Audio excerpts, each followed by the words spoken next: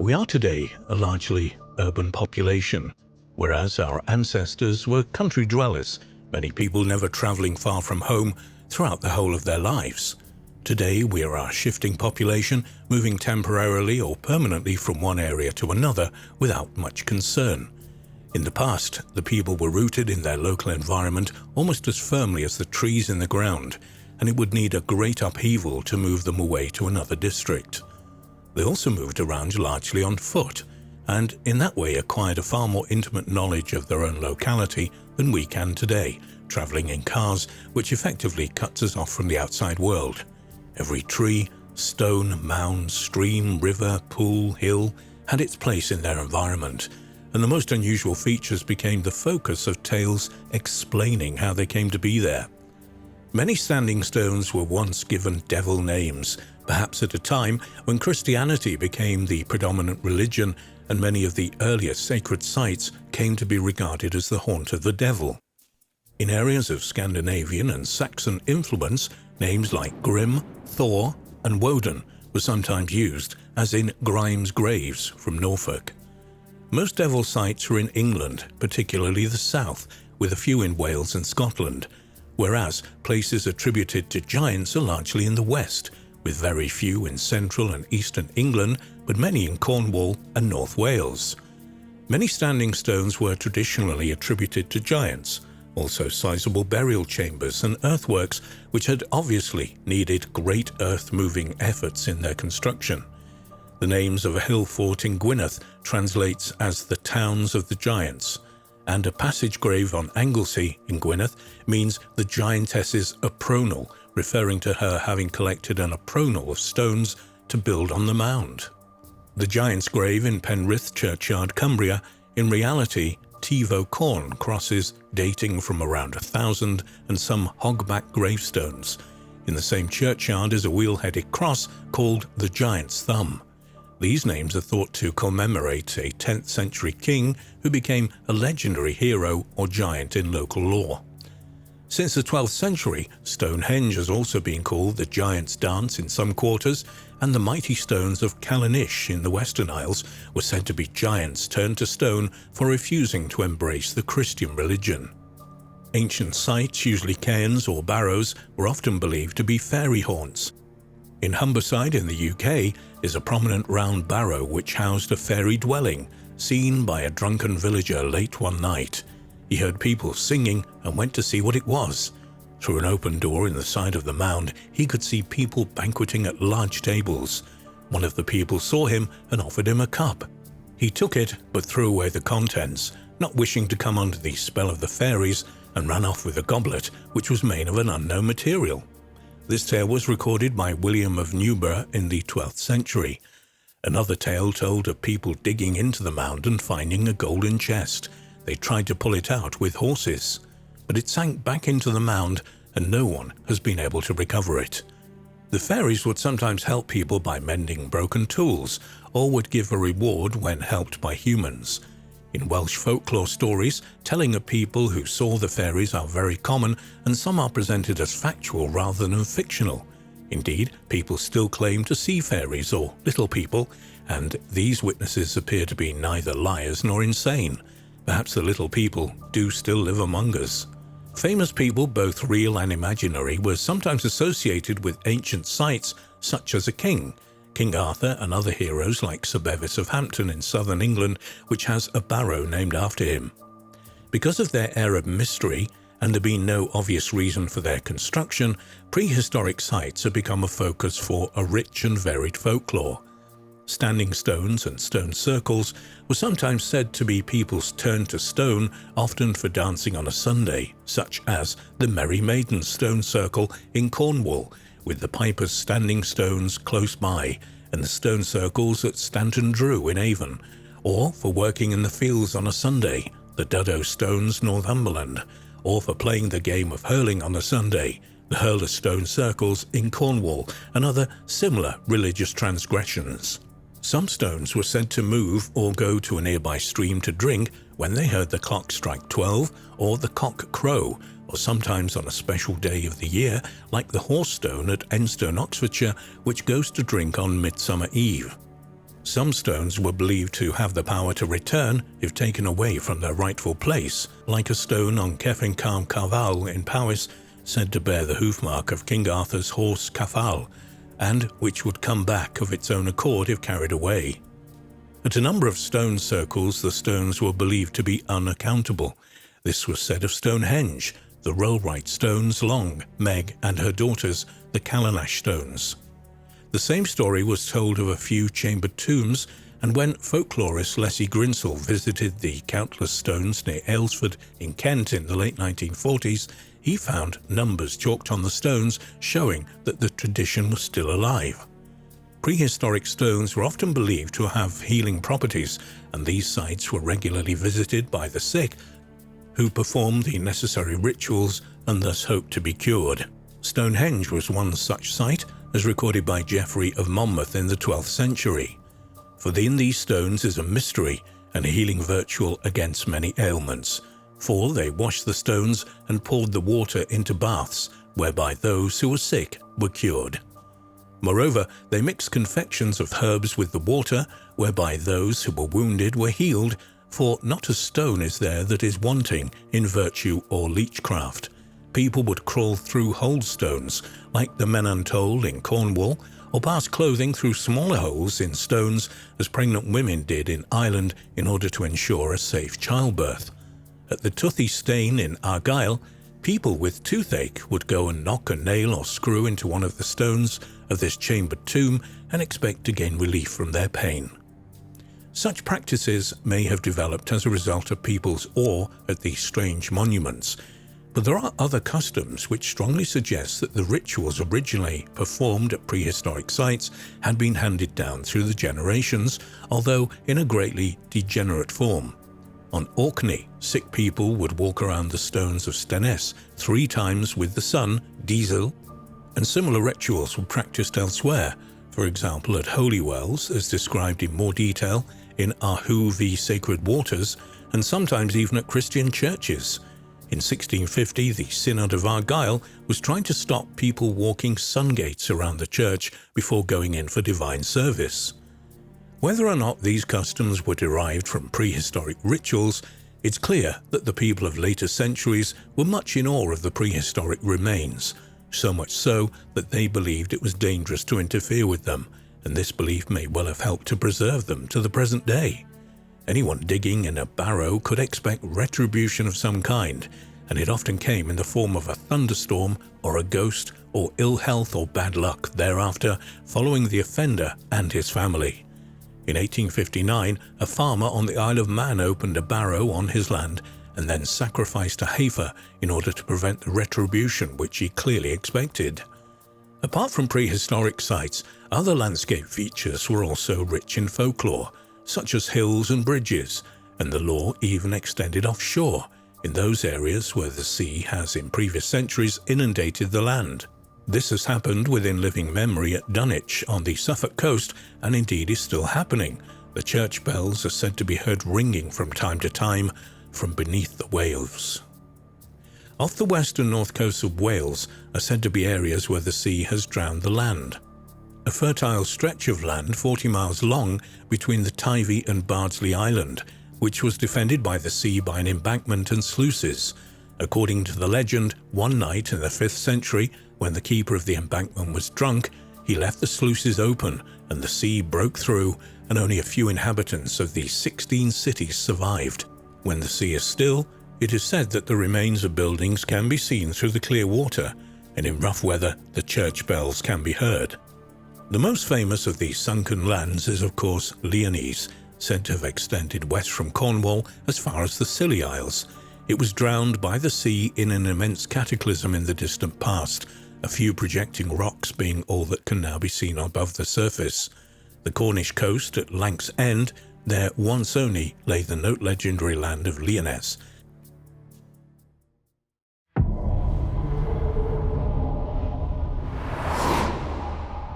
Could we speculate that there once could have been not just individuals like Goliath in the Bible, but entire races of gigantic people? There are still giants amongst us today, but most suffer from excess growth hormone and tend to be unhealthy and short-lived. but not always. The tallest man on record is Robert Wadlow of the US. He was 8 foot 11 inches tall and lived only 22 years from 1918 to 1940.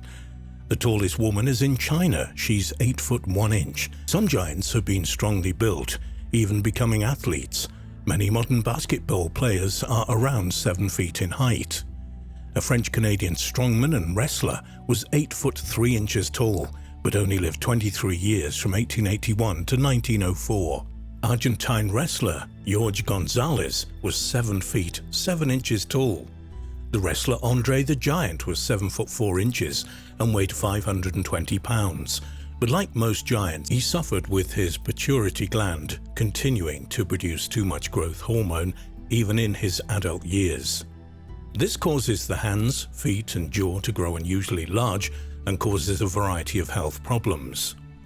Entire modern tribes and ethnic groups can be extraordinarily short, like the rainforest pygmies of Africa. However, others are unusually tall, like the Watusi tribe of East Africa, where many of the men are up to 7 feet tall. In Europe, the Dutch are tall and unusually well proportioned, and the Montenegrins in the mountainous area of the Balkan Peninsula are taller still, with many men well over 6 feet tall and some over 7 feet, and many women are over 6 feet tall as well. Physical anthropologists have, they believe, identified a species of prehistoric man that they have named Heidelberg man. It has been theorized that some prehistoric human species may simply be different races, but the same species as modern man. To support neo-Darwinism, as it's known, scientists had to discover supposedly primitive species, ancestral to us and related to other primates. Even the anthropologists admit that they can't always be sure if a specimen is Heidelberg man, Homo erectus, or Neanderthal man. Heidelberg people tended to be large and had an average brain size of 1,250 cubic centimeters compared to modern man's 1,400 cubic centimeter average, and most were no taller than modern people. But anthropologists believe that they have identified a South African subgroup with men often over 7 feet tall. So it does seem that actual races of giants have lived in the past. There are also rumors of giant human remains in places as diverse as Sardinia in the Mediterranean and Nan Madol in the Southwest Pacific. However, most of the confirmed specimens come from the Americas. Many of these were found and reported by scientists with good reputations, and others found by laymen and later examined on site by reputable researchers, while others were sent to museums. The number of these remains is staggering. Many of these finds are documented by Jim Vieira and Hugh Newman in Giants on Record, in addition to the skeletons that have been unearthed. Early and submodern European explorers reported giants in places like Tierra del Fuego. This is even more mysterious when we remember that, on average, Amerindians, and especially those in Mexico and in Central and South America, tended to be shorter than most Europeans. In North America, there have been a couple of unverified claims of 14-foot skeletons, but most of the giants reported range from around 6 foot 6 to well over 7 feet, with some 8 and 9 footers and a very few of 10 to 12 feet. They have been found everywhere, and many of these were found in the mounds built by several ancient Amerindian civilizations, but most were in the eastern and southeastern United States and along the Mississippi and Ohio river valleys. Vieira and Newman have documented some 1,000 finds in the US and 500 more in other parts of the world. In addition to the finds and the reports of early explorers, many of the Amerindians had legends of giants. The Cherokee, for example, told of peaceful giants who came from somewhere in the west and lived among them for a time. There were also tales from Nevada of red-haired giants whom they wiped out, and there are unverified claims by European settlers in the region of skeletons up to 9.5 feet tall.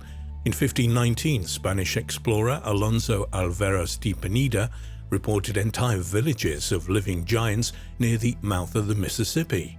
Magellan and Sir Francis Drake both reported giants up to 7.5 feet tall in Patagonia. An image of Dr. Frederick Cook in Patagonia in 1897 shows the 5'9" tall explorer flanked by two Patagonian men about 6'10" tall. An estimated 7-foot human skeleton was found in Ohio's mysterious Serpent Mound, located in what remains of an ancient asteroid crater. Giant tools and weapons have been found in other Ohio mounds, although skeptics claim that they were merely ceremonial. This may or may not be true, but some of them allegedly show signs of wear, as if they had actually been used by people of great strength. There were also claims of an 11-foot skeleton in Michigan, found in 1894, and a 10-footer in Akron, Ohio in 1899. Elongated skulls were formed in Virginia. In 1937, researchers found a skull with a 2,100 cubic centimeter brain capacity in Virginia. Even the Smithsonian Annual Report of 1873 admitted the discovery of a 36-inch diameter human skull in Illinois. Many of the giant skeletons had unusually thick bones, which, as many have pointed out, would have been necessary for true giants to be strong and healthy. There have also been reports of 7- and 8-foot human skeletons in shell mounds in Florida and on California's Channel Islands, and also in Hawaii. Archaeologist Byron Cummings of the University of Arizona reported 7-footers found in Sonora, Mexico in 1934. Some, but not all, of the giant skulls had double rows of teeth. It's not hard to figure out that this would confer no benefits, but in fact be a harmful mutation, likely to encourage tooth decay. In 1903, the curator of the Division of Physical Anthropology was a member of the racist eugenics movement, and for years refused to consider that anyone had lived in the Americas before 2000 BP, before the present. To his credit, though, he eventually accepted the evidence that Folsom Spear points dated back to 10,000 BC or earlier. Another institution, the Rockefeller Foundation, was involved in archaeological digs and the study of prehistoric people, but its officials admitted that their main goal was to learn how to control people. The same can be said of the Carnegie Institution, controlled by dogmatic proponents of neo-Darwinism. Many have heard the story of geologist Virginia Steen McIntyre, who dared to date Mexican stone tools at 250 to 300,000 BP. Her career was ruined and her conclusions never taken seriously. The University of California at Berkeley tried to stop the broadcasting of the NBC special The Mysterious Origins of Man, and would not allow researcher Michael Cremo to see apparently very ancient artifacts from California which they kept hidden from the public. But if there were one or more actual races of giants in prehistoric times, where did they come from? Certainly multiple races would likely have originated from multiple points of origin, and since giants seem to have been most numerous in the Americas, it's possible that some of them originated here. But there is something else. Plato never comments on the size or the physical appearance of the Atlanteans. Could at least some of them have been giants? Could Atlantis have been an empire of people living on many islands in and around the Atlantic and Caribbean, as well as some colonies on the mainland of North and South America, and perhaps southwest Spain and parts of North Africa? Were their scattered homelands submerged by the rise in sea levels at the end of the last ice age? In North America, the mound builder cultures seem to have originated near the mouth of the Mississippi and spread northeast and west along that river and its tributaries, mainly the Ohio River. Meanwhile, a somewhat similar culture is now known to have existed in Amazonia and other parts of tropical South America, also building mounds as well as roads and canals. They even traded with the people of Mexico, supplying them with the mica geologists have identified its South American origin used in their pyramids and temples. So could both the mound builder and the Amazonian cultures have come from the Atlantis, with survivors settling the coasts and traveling up the river systems? Could they have been giants? Did they teach the arts of civilization to people already in the Americas and perhaps dominate some tribes? We can speculate, but much remains a mystery. The reason for all this secrecy concerning various giants that once lived on Earth could simply be that it would cause academics to readdress Darwin's theory of evolution and put us back in the questionable corner, where did we come from? After all, there are even debates in regards to how long modern man has actually been around on Earth.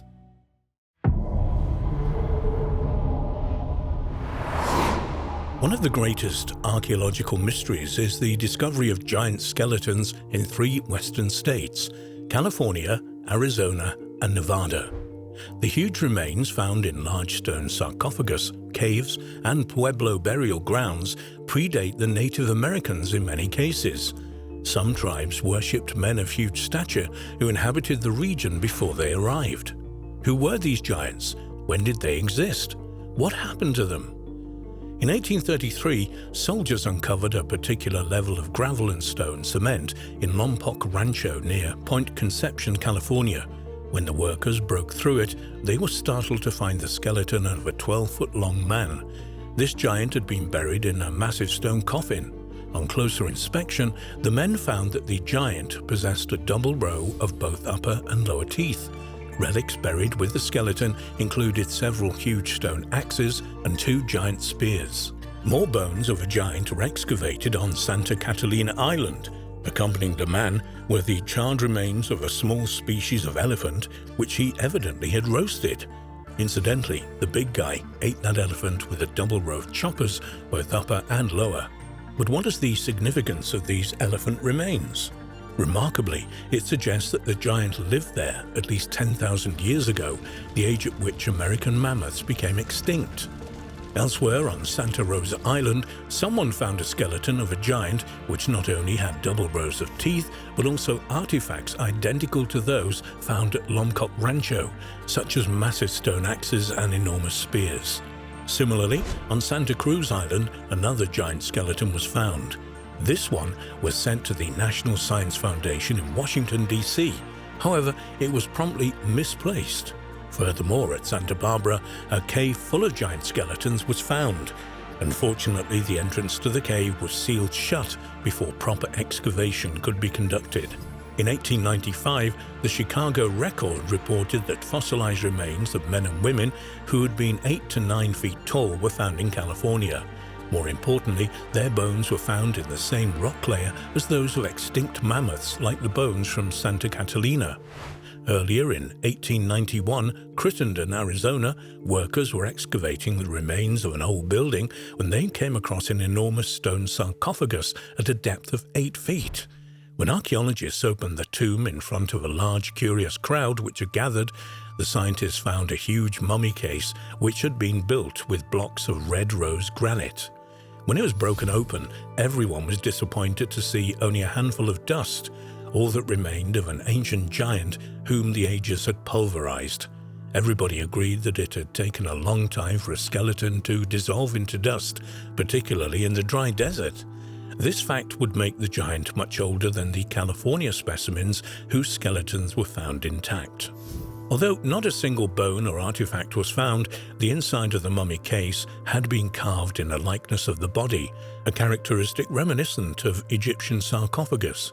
According to the carving and the size of the enormous container, the body had once measured 12 feet in length and had 6 toes on each foot. Now the story moves into Nevada, the last state where numerous giant remains have been found. In 1871, Charles Billinger, a writer for the Los Angeles Times, wrote an article in which he described giants found in a cave near Lovelock, Nevada. His article went as follows. In 1812, James Hart and David Push uncovered the first of many giant remains whilst digging manure in the Lovelock Cave. These mummies were red-headed and averaged 6 to 7 feet in height, a slightly shorter version of the 8 to 12 feet footers found elsewhere. Many archaeologists and anthropologists have since come to examine the smoke-stained cave, which is located 22 miles from the town of Lovelock.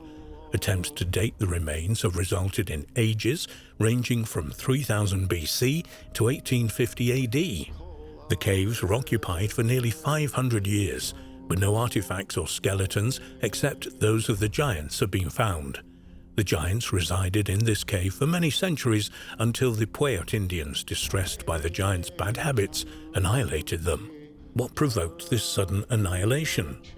Sarah Winnemucca, a direct descendant of Chief Truckee, the last king of the Paiutes, wrote a book of history and legend of the Paiutes.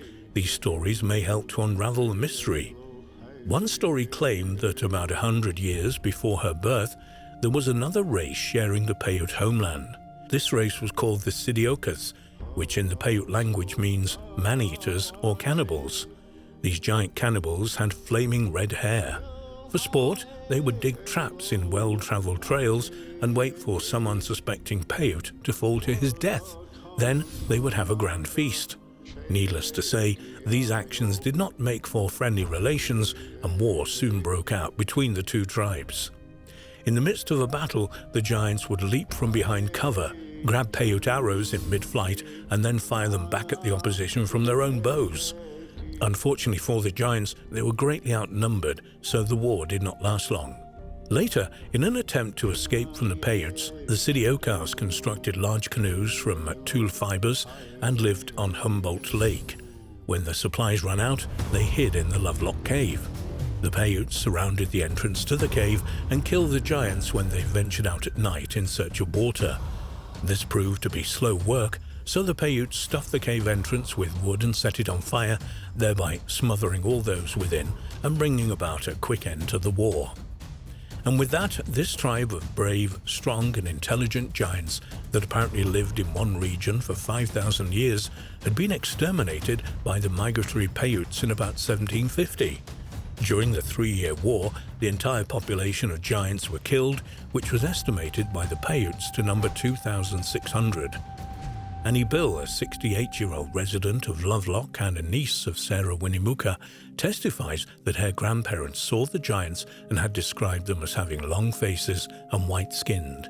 Nowadays, only 300 Paiutes still survive in the Lovelock area.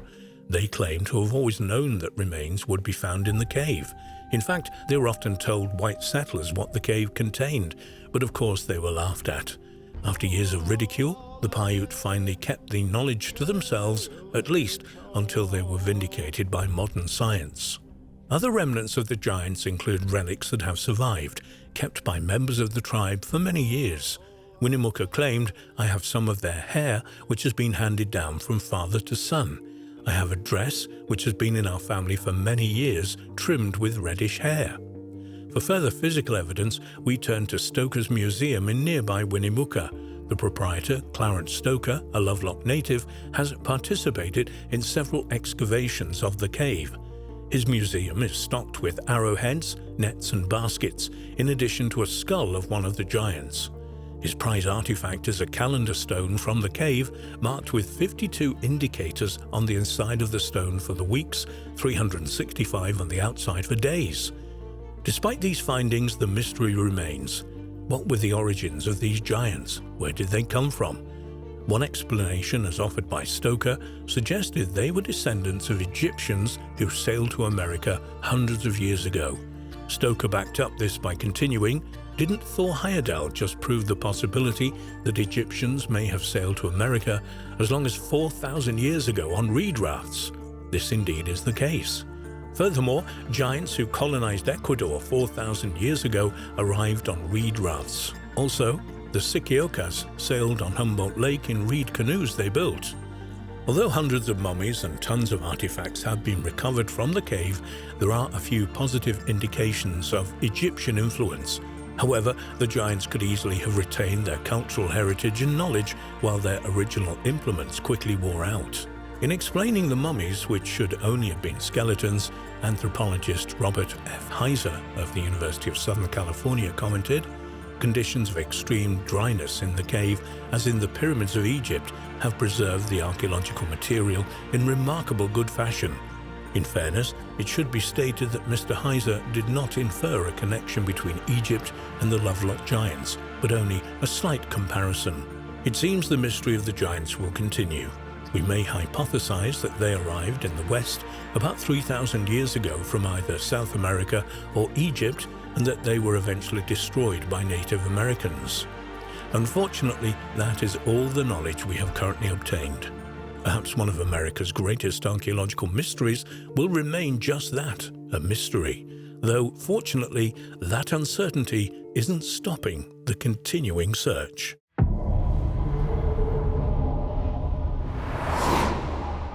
The Bible contains many stories of races of giants which once existed on Earth. Giants also appear in one form or another in the folklore, myths and legends of most countries.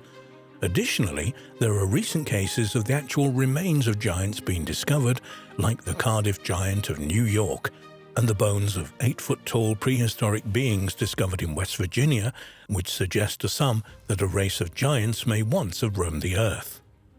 Giants in myth and on Earth.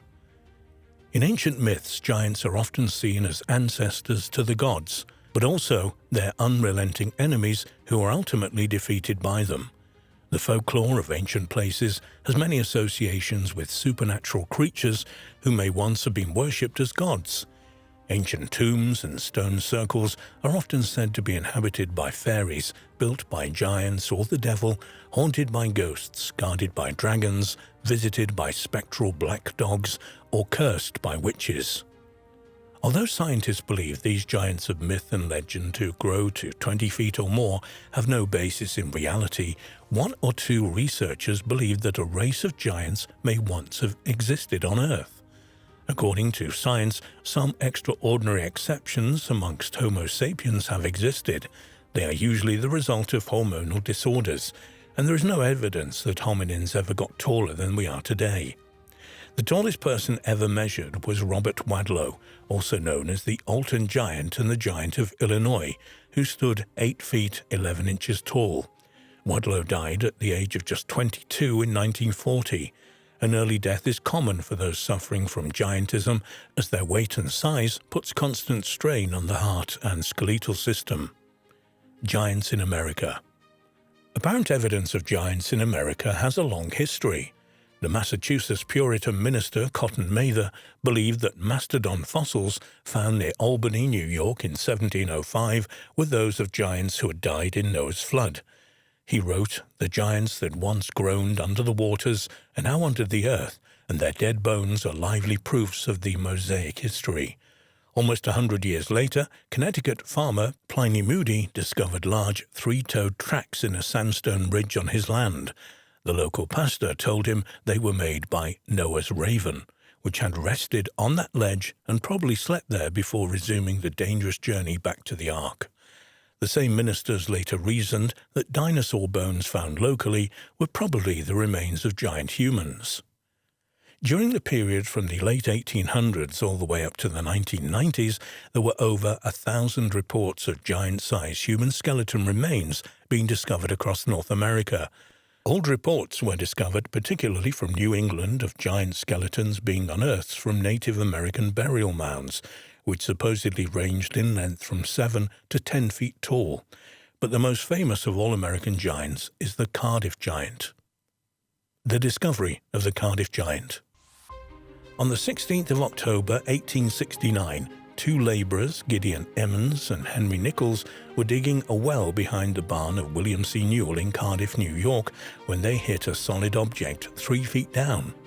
After further digging and clearing away the soil, the pair unearthed a 10-foot-tall petrified man.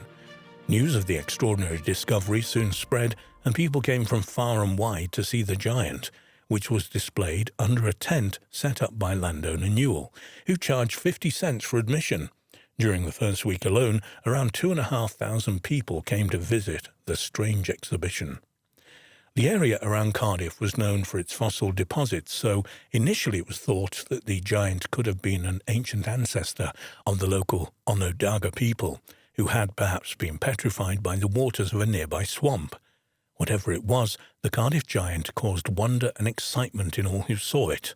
Scholar Michael Petit writes, "Many spectators understood the giant within the framework of wonder, in which extraordinary objects that seemed to transcend the laws of nature were valued and deemed authentic for precisely that reason.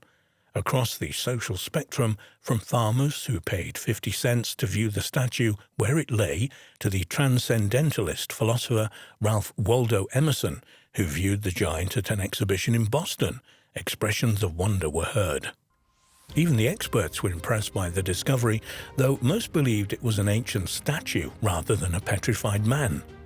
New York State geologist James Hall and Rochester University professor Henry Ward believed this to be the case, with Hall describing it as the most remarkable object yet brought to light in our country.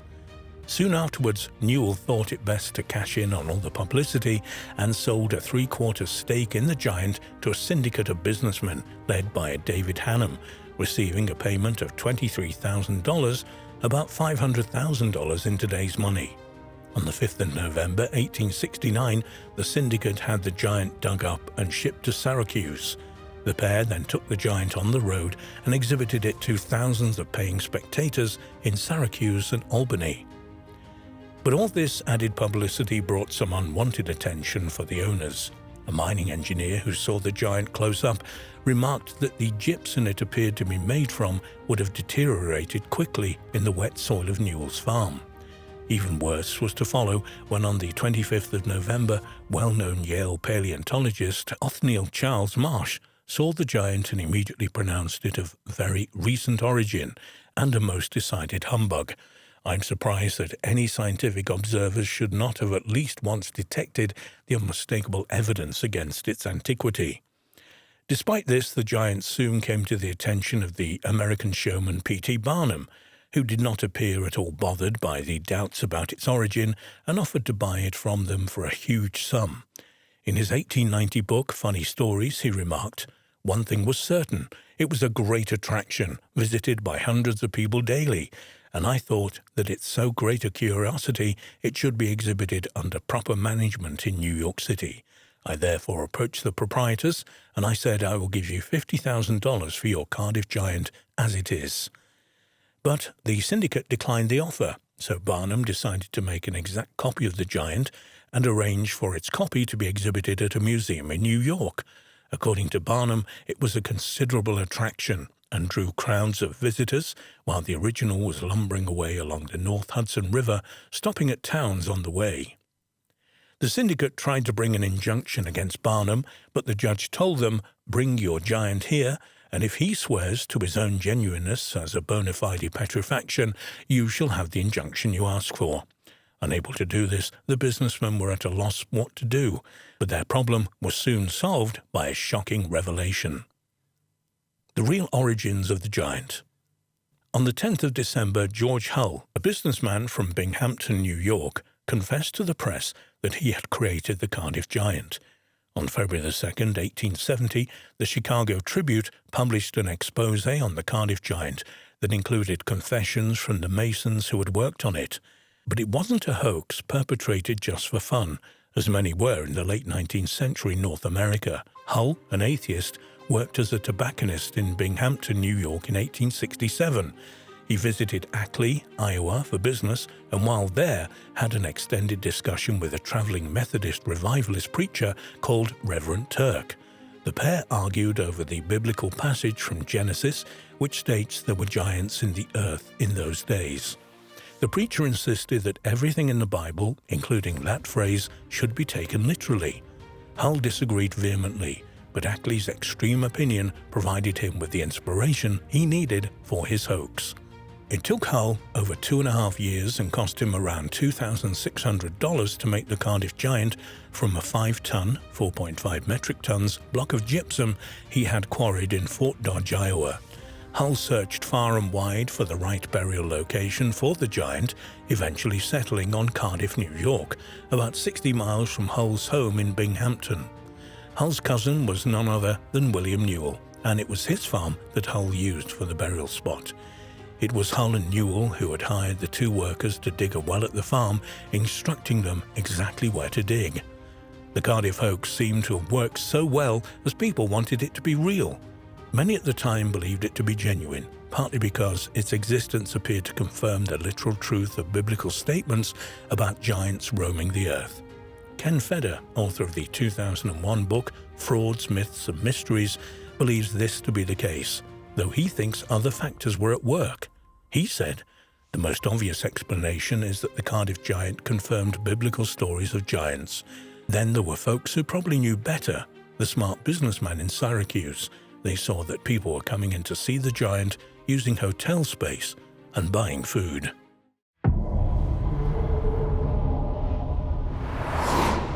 Does the mythology of the Wandjina tribes in Australia offer proof of the ancient astronaut theory? Creation stories about sky beings from the clouds and cave paintings that look like typical grey aliens of our modern world have some people convinced this is very much the case. Could there be more truth to the notion that extraterrestrials landed in what we recognise today as Australia and sparked the Wandjina tribes? And were these extraterrestrials the gods in the creation stories and myths of these indigenous people? The three Wandjina tribes, the Wurrara, the Nagarinyin, and the Wunnabul, had a history that went back thousands and thousands of years, and was one that was uncontaminated by the outside world until the late 18th century, when the arrival of European explorers on the shores of Australia occurred. And perhaps because of this, the creation stories and legends of the Wandjina are particularly thought-provoking. Without a doubt, one of the most compelling reasons to contemplate whether the tribe's roots go back to extraterrestrial contact in ancient times is some of the cave paintings that reside in the Western Kimberley region of northwestern Australia. This artwork is said to date back at least 4,000 years, if not earlier. The similarities between these figures painted somewhere around 2000 BC are undeniably similar to how we would perceive a grey alien being in the modern world. They clearly depict, for example, a head larger than their frame would suggest, as well as a pale, white-grey skin and larger black eyes. Did creatures such as these visit the ancestors of the Wandjina tribe thousands of years ago? While the depictions could be nothing but coincidence, we have to accept that these ancient people would have drawn exactly what they saw. Were the people drawing what we would recognize as a grey alien in the modern world? We should note that perhaps researchers as well as members of the Wandjina people themselves reject the notion that these cave paintings represent alien entities, and instead claim they are simply representations of nature and the natural world their ancestors were surrounded with. It isn't merely the artwork, however. Many of their creation stories are similarly thought-provoking. For example, the first Wandjina people were said to be sky beings or spirits from the clouds, who came to Earth from elsewhere in the Milky Way. Ultimately, they created Earth and all life, both animal and plant life, before eventually returning to their cosmic home elsewhere in the galaxy. Before leaving, though, they would teach humans the secrets of the arts, science, astronomy, and agriculture. Clearly, all of these aspects of the creation stories of the Wandjina people resonate almost perfectly with multiple other civilizations from around the world. Could this suggest that the legends of the Anunnaki, extraterrestrials who came to Earth millions of years ago, are the origins of these multiple creation stories, each one spawned as these alien colonizers spread ever outward, bringing their teachings to those who they found on the way? With these suggestions of alien connections to the Wandjina people, it's probably worth examining the legends of the supreme deity Jama and his apparent use of a flying machine. For example, in one location where this advanced vehicle arrived and left from, there was a baldness of the surrounding rock and trees that had severely damaged bark. What's more, when this vehicle came and went, it brought with it a monstrously loud noise. It's clear even to a skeptic that from a modern perspective, this could very well be describing a nuts and bolts aircraft, and a highly advanced one at that. And it's also worth recalling that multiple other cultures and civilizations around the world have similar legends of entities arriving from the sky in vehicles, or sometimes depicted as animals that make a brilliant noise upon arrival and whose flames often cause damage to the ground when arriving and leaving. It's also of interest to note that many UFO reports from Australia today feature the detail of a particularly loud noise when they're viewed. Might this suggest that whatever extraterrestrial presence was in this part of the world thousands of years ago still be here today? Could it be, for reasons unknown to us, that Australia is of particular interest and importance to these extraterrestrial visitors, maybe for its location or resources perhaps? It's also worth mentioning the Black Mountains that reside directly east, almost in a straight line on the other side of the country. Not only do these multiple black slabs make up the mountains there, slabs that could very well be the ruined remains of an ancient spaceport, but many pilots who fly over the region experience multiple issues with their navigation equipment.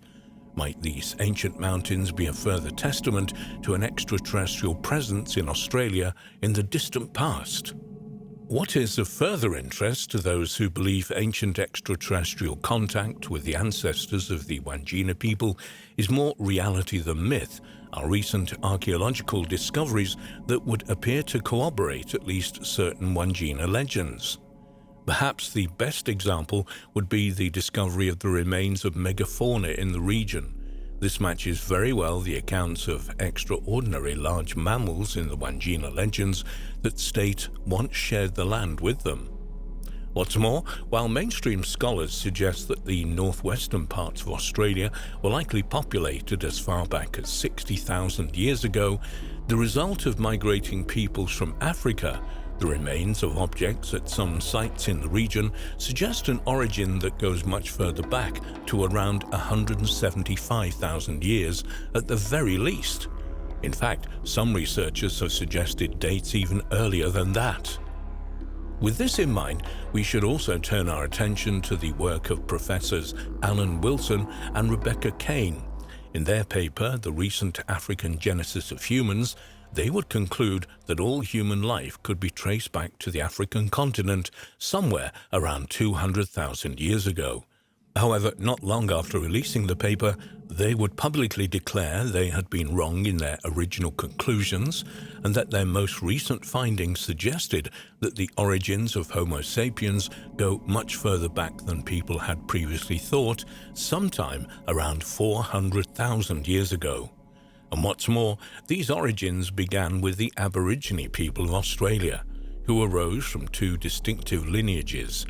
Even more conclusive, as far as Wilson and Kane were concerned, is that proof of these origins was not present in just one or two locations, but in at least 10 different sites. There is much to contemplate from Wilson and Kane's conclusions and how it might tie in with the creation stories of not only the Wandjina people, but also others around the world, all of which would appear to stem from one original source, those of the Anunnaki. If we accept that the Anunnaki, as the legends state, created humans by mixing their DNA with the most prominent humanoid on the Earth to create a worker race, might that genetic manipulation program have taken place in what is today Australia? Might Australia essentially have been the Garden of Eden of biblical myth? It is certainly an intriguing speculation. Could Australia have much more of an active involvement in these potential events of the distant past than many might have thought? Was there a possible Anunnaki presence here in this part of the world, and might it be they who influenced the guided of the Wandjina ancestors of the Wandjina tribes? Could the origins of the Wandjina really be extraterrestrial in nature? And do many cave paintings in the northwestern regions of Australia look like grey alien beings, because that is exactly what they are? And might these grey aliens and the Anunnaki be one of the same? And if this is true, what does it mean for other similar creation stories around the world, as well as world history in general? Might such seemingly crazy notions of an extraterrestrial race coming to Earth thousands of years ago and then spawning a global human civilization, one that would in turn spawn the many civilizations of our ancient times, have more accuracy and truth to them than most would even dare to believe?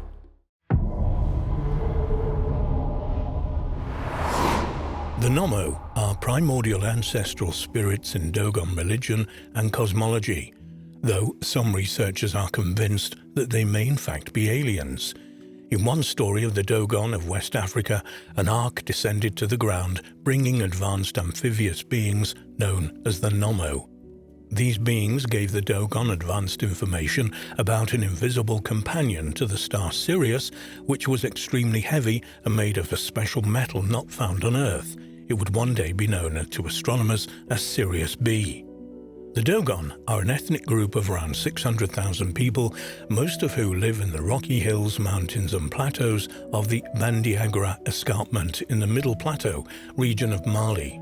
The ancestors of the Dogon came from the area of Mande in southwest Mali and northeast Guinea that was the center of the 13th century Mali Empire. After the collapse of this empire, the Dogon migrated to their current rocky home.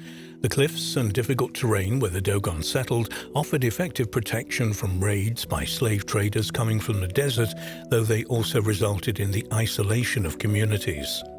When Mali became a part of French West Africa in the 1890s, the slave raids ended, and the Dogon were able to expand into the plains around the plateau. Unfortunately, this migration separated the Dogon from their religious sites, making room for Islam and Christianity.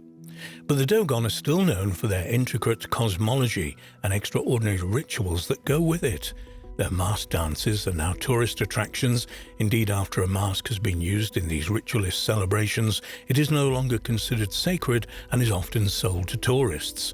Dogon religion is devoted mainly to worshipping the ancestors and the spirits they encountered when they migrated across the western Sudan.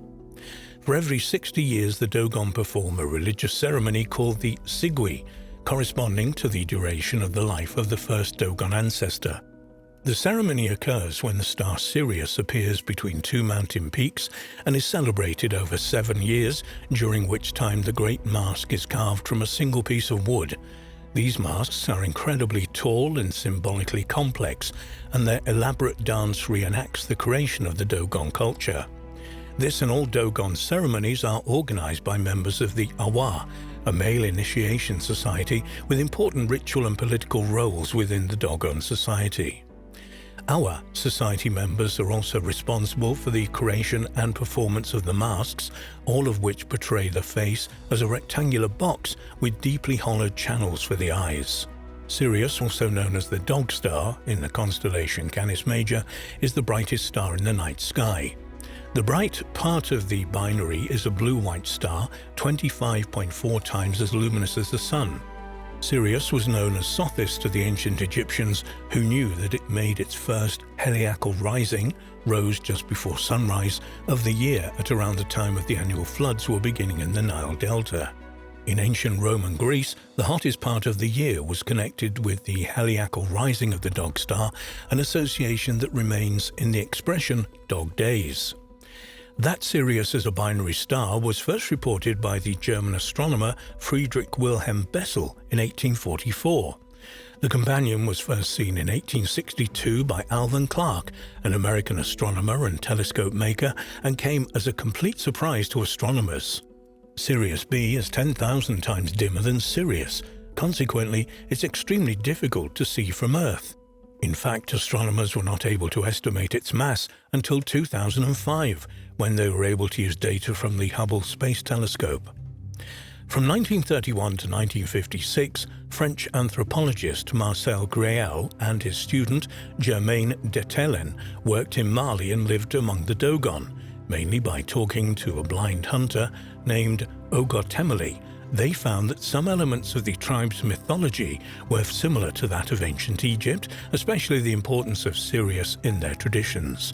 The pair also discovered that the Dogon possessed impressive knowledge of certain aspects of modern astronomy.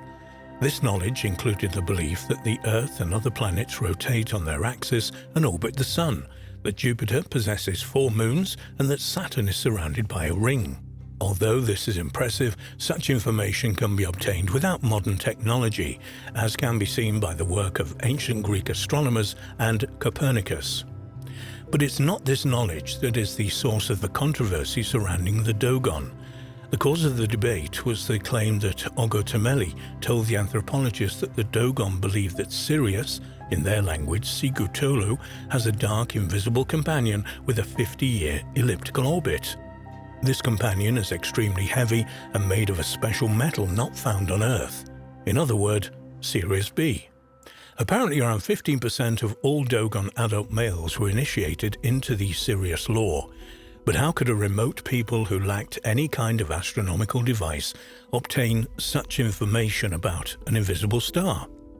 Griel first published this extraordinary data on the Dogon in 1948 and included it in a representation of the Sirius B system drawn by Ogo Tomeli. One theory to explain the advanced astronomical knowledge of the Dogon was put forward by author Robert Temple in his book The Sirius Mystery, first published in 1976.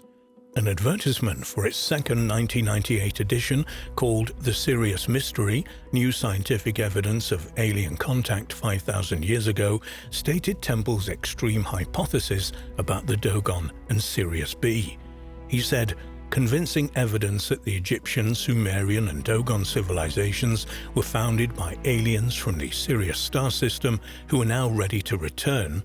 New scientific evidence that solidifies the hypothesis that the KGB, CIA and NASA attempted to suppress. An awe-inspiring work of research that calls for a profound reappraisal of our role in the universe." The Sirius Mystery in 1976 set the world abuzz with talk of an extraterrestrial origin to human civilization and triggered a 15-year persecution campaign against Robert Temple by the KGB, CIA and NASA and other government agencies. Undaunted, however, Temple is back with 140 pages of new scientific evidence that makes his hypothesis more compelling than ever. Many authors have speculated on the subject of extraterrestrial contact, but never before has such detailed evidence been presented. Temple applies his in-depth knowledge of ancient history, mythology, Pythagorean physics, chaos theory, and Greek to a close examination of the measurements of the Great Pyramid of Giza, which was built to align directly with the star Sirius. He concludes that the alien civilization of Sirius and our own civilization are part of the same harmonic system and are destined to function and resonate together. His findings warrant a profound reappraisal of our role in the universe. Temple's book also states that thousands of years ago an ark descended to the ground with great noise and in a swirling wind and brought amphibious alien beings known as the Nommo to the Dogon. It was these beings who told the tribesmen about Sirius B. The Dogon were also told that the Nommo lived on a planet that orbits another star in the Sirius system. This account follows Dogon mythology fairly closely. In Dogon tradition, Nommo was the creator spirit who emerged with a female twin and several more pairs of Nommo from the cosmic egg Amma. The first Dogon primordial ancestors were thus bisexual water gods created in heaven by Amma and descended from heaven to earth in an ark. Many scientists reacted to Temple's claims by saying that the advanced knowledge about Sirius probably came from Western visitors who discussed astronomy with the Dogon priests. The priests then added this new information to their older traditions. They also pointed out that Grail was an amateur astronomer and could well have used his knowledge to rationalize the rather disorganized Dogon traditions that even tribal members could not agree on. In 1995, two French researchers, Daniel Benest and J.L. Duvent, had an article published in the journal Astronomy and Astrophysics entitled "Is Sirius a Triple Star?", which suggested that there was a small third star in the Sirius system. They believe the star may be a type known as a red dwarf and probably has only about 0.5 the mass of Sirius B. Some researchers have wondered, could this newly discovered star be the home of the Nommo?